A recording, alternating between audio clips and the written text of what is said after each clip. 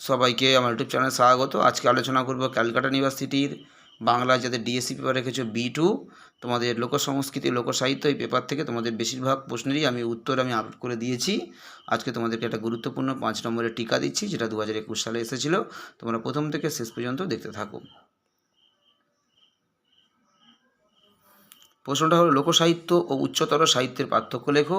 প্রশ্নটা এই একই প্রশ্ন ঘুরিয়ে এভাবেও আসতে পারে, লোকসাহিত্যের সঙ্গে তথাকথিত সৃষ্ট বা মার্জিত সাহিত্যের পার্থক্য লেখো। এটা 2021 সালে এসেছিলো ডিএসসি B2-তে 5 নম্বরের জন্য। তোমরা 2024 সালে পরীক্ষা দিতে চলেছ, তোমাদের জন্য প্রশ্নটা যথেষ্ট ইম্পর্টেন্ট রয়েছে।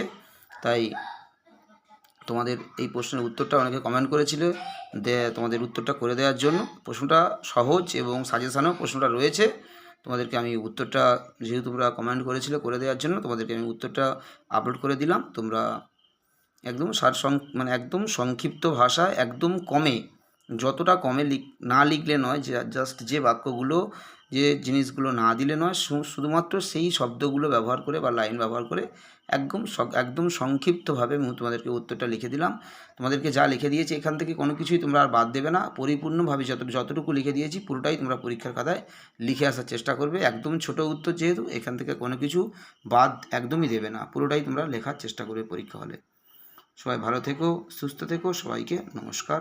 এবং আর কোনো প্রশ্ন যদি তোমাদের উত্তরের প্রয়োজন হয় অবশ্যই কমেন্টে জানাবে, আমি অবশ্যই সেটা আপলোড করে দেবো যদি সময় পাই। সবাইকে নমস্কার।